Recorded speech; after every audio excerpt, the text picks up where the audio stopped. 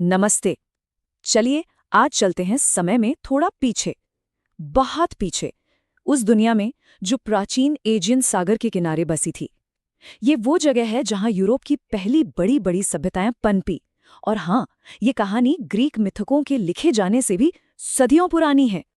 तो सवाल ये उठता है कि इकिलिस और ओलिम्पस के देवताओं की कहानियों से पहले असल में प्राचीन ग्रीस के हीरो कौन थे?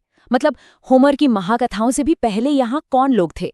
आज हम इसी पहेली को सुलझाने वाले हैं और बात करेंगे कांस्य युग की दो महान पर एक दूसरे से बिल्कुल अलग सभ्यताओं की, मिनोअन्स और माइसिनियंस। अच्छा, तो इनकी कहानी समझने के लिए ना जरा इस टाइमलाइन पर नजर डालते हैं। इससे पता चलेगा कि ये दोनों कैसे एक दूसरे से जुड़े हुए थे। देखिए, मिनोअन्स आए सबसे पहले करीब 2600 ईसा पूर्व में क्रीट द्वीप पर। फिर लगभग 1000 साल बाद ग्रीस की मुख्य भूमि पर माइसेनियंस ताकतवर बने। दिलचस्प बात यह है कि एक वक्त था जब दोनों साथ साथ थे, और फिर जैसा कि होता है, एक का सूरज डूबा और दूसरे का उदय हुआ। तो चलिए अपनी कहानी का पहला पड़ाव शुरू करते हैं क्रीट द्वीप से और मिलते हैं मिनोअन से, एक ऐसी कौम जो अपने व्यापार और कला के लिए जानी जाती थी। पता है, मिनोअन्स को यूरोप की पहली पहली महान सभ्यता कहा जाता है। और ये मत सोचिएगा कि वो बस एक द्वीप तक ही सिमटे हुए थे। अरे नहीं, वो तो बेहतरीन व्यापारी, कमाल के कलाकार और उस जमाने के हिसाब से बड़े अच्छे इंजीनियर भी थे। उनका असर पूरे भूमध्य सागर में फैला था। सच पूछे तो उनकी पूरी संस्कृति की नींव ही समुद्र पर टिकी थी। अब जरा इनके महलों को देखिए, जैसे कि नौसोस। इनमें सबसे हैरान करने वाली बात क्या है? इनमें कोई भी किलेबंदी या रक्षा करने वाली दीवारें नहीं है। अब सवाल उठता है, ऐसा क्यों? भाई सीधी सी बात है, वो एक द्वीप पर थे तो समुद्र ही उनकी सबसे बड़ी दीवार थी। उन्हें बाहर से हमले का ज्यादा डर नहीं था। इसी वजह से वो एक खुला समाज बना पाए। ये महल सिर्फ राजा के रहने की जगह नहीं थे, ये तो पूरे शहर के लिए व्यापार और धर्म का सेंटर पॉइंट थे। मतलब मिनोअन्स के लिए तो समुद्र ही सब कुछ था। उनकी जिंदगी, उनकी इकोनॉमी, उनकी आर्ट, हर चीज समुद्र के चारों ओर घूमती थी। आप उनकी कला देखिए, उसमें आपको लड़ाई झगड़े नहीं दिखेंगे, बल्कि डॉल्फिन, ऑक्टोपस और नाचते गाते उत्सव मनाते लोगों की तस्वीरें मिलेंगी। कुछ एक्सपर्ट्स का तो ये भी मानना है कि शायद उनका समाज मात्र सत्तात्मक था, मतलब एक ऐसा समाज जहां औरतों का रुतबा बहुत ऊंचा था। लेकिन कहानी में एक ट्विस्ट है। जिस वक्त मिनोअन्स अपने द्वीप पर खुशहाली से जी रहे थे और समुद्र पर राज कर रहे थे, उसी वक्त ठीक पड़ोस में ग्रीस की पथरीली जमीन पर एक बिल्कुल अलग, ज्यादा लड़ाकू ताकत उभर रही थी। और ये थे माइसिनियंस, इतिहास में दर्ज पहले लोग जिन्होंने वो भाषा बोली जिसे आज हम ग्रीक के नाम से जानते हैं। इनकी दुनिया मिनोअन्स की शांत दुनिया से जमीन आसमान का फर्क रखती थी, और इसकी वजह थी उनकी जमीन, उनका भूगोल। याद है मिनोअन्स के खुले खुले महल? अच्छा, अब इन्हें देखिए, माइसिनियंस के गढ़। ये युद्ध और अपनी रक्षा के लिए बनाए गए थे। क्योंकि मुख्य भूमि पर हमेशा एक दूसरे से लड़ने वाले राज्य थे, तो इन्होंने ऊंची ऊंची पहाड़ियों पर अपने किले बनाए और उन्हें घेरा ऐसी विशाल पत्थर की दीवारों से जिन्हें साइक्लोपियन कहा जाता है। क्यों? क्योंकि बाद के ग्रीक लोगों को लगता था कि इतने बड़े बड़े पत्थर तो सिर्फ साइक्लॉप्स जैसे दैत्य ही उठा सकते हैं। यहाँ सब कुछ राजा, जिसे वानाक्स कहा जाता था, उसकी ताकत और सुरक्षा के इर्द गिर्द घूमता था। सीधे शब्दों में कहें तो माइसिनियन समाज तलवार के दम पर चलता था। यहाँ राजा और उसके लड़ाकू सरदारों का राज था। इनकी कला में भी बस शिकार, लड़ाई और राजा की ताकत ही दिखती है। हाँ, एक बात थी, सोने का काम ये लोग जबरदस्त का करते थे, जैसा कि मशहूर एगेमेमनॉन के मुखौटे को देखकर पता चलता है। इन्होंने मिनोअन्स के व्यापार के रास्तों पर तो कब्जा कर लिया, लेकिन इनका असली मकसद व्यापार नहीं, जीतना था। तो अब तस्वीर साफ हो रही है ना?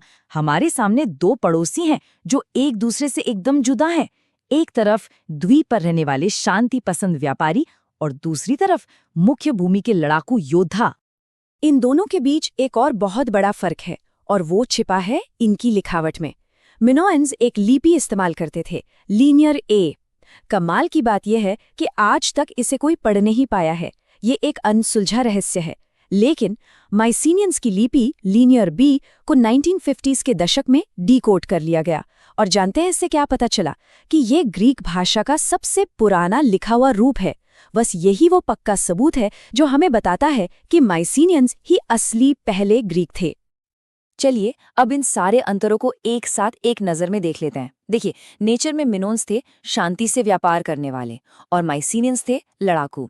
लोकेशन, मिनोअन्स द्वीप पर, माइसीनियंस मुख्य भूमि पर। महल, मिनोन्स के खुले खुले बिना किले के, माइसीनियंस के भारी भरकम किले बंद। आर्ट का थीम, मिनोन्स के लिए प्रकृति और खुशियां तो माइसीनियंस के लिए लड़ाई, शिकार और ताकत। और आखिर में उनकी विरासत, मिनोन्स ने एक कल्चरल असर छोड़ा, लेकिन जो क्लासिकल ग्रीक लोग थे उनके सीधे पूर्वज माइसीनियंस ही बने। पर जैसा कि हम जानते हैं, इतिहास में कोई भी महान सभ्यता हमेशा के लिए नहीं रहती। हर चीज का एक अंत होता है। तो अब सवाल ये है कि इन कांस्य युग की ताकतों का आखिर हुआ क्या, और वो अपने पीछे क्या विरासत छोड़ गए। ये सवाल कांस्य युग के अंत के सबसे बड़े रहस्यों में से एक है। सोचिए, एक वक्त की इतनी ताकतवर माइसेनियन सभ्यता, जिसने मिनोअन्स को भी पीछे कर दिया था, वो अचानक जैसे ताश के पत्तों की तरह ढह गई। पर कैसे? देखिए, इसका कोई एक सीधा साधा जवाब नहीं है। कई अलग अलग थ्योरीज हैं। एक थ्योरी कहती है कि उत्तर से डोरियन नाम के लोगों ने हमला करके सब तबाह कर दिया, या फिर शायद वो आपस में ही लड़ लड़ कर इतने कमजोर हो गए कि खुद ही खत्म हो गए। एक और वजह ये हो सकती है कि उनका पूरा इकोनॉमिक सिस्टम ही बैठ गया हो। ज्यादातर हिस्टोरियंस का मानना है कि शायद इन सभी चीजों का एक मिला जुला विनाशकारी असर हुआ, और इस पतन के बाद ग्रीस में एक अंधकार युग यानी डार्क एज शुरू हुआ। एक ऐसा दौर जब पढ़ना लिखना और बड़े शहर सब लगभग गायब ही हो गए थे। लेकिन कमाल की बात यह है कि माइसेनियन सभ्यता भले ही खत्म हो गई, उनकी कहानियां जिंदा रहीं। सदियों बाद जब ग्रीस उस अंधेरे दौर से बाहर निकला, तो लोगों की जुबान पर उनकी यादें थीं जो अब महाकाव्य बन चुकी थीं। हम सबने होमर की इलियाड और ओडिसी के बारे में सुना है ना? उसमें जो ट्रोजन वॉर के हीरोज हैं, एगामेम्नॉन, एक्किलीज, ये असल में माइसीनियन राजा और योद्धा ही थे। उन्हीं की दुनिया इन महान कथाओं की बुनियाद बनी। और इस तरह माइसिनियंस की सच्चाई वक्त की धुंध में खो गई। उनका इतिहास मिथक बन गया, और वो मिथक एक अमर किंवदंती बन गया। ये थे यूरोप के पहले नायक, जिनकी कहानियां आज भी हमें रोमांचित करती हैं और हमें ये याद दिलाती हैं कि हर बड़ी कहानी, हर बड़ी किंवदंती के पीछे कहीं ना कहीं सच्चाई का एक धागा जरूर होता है।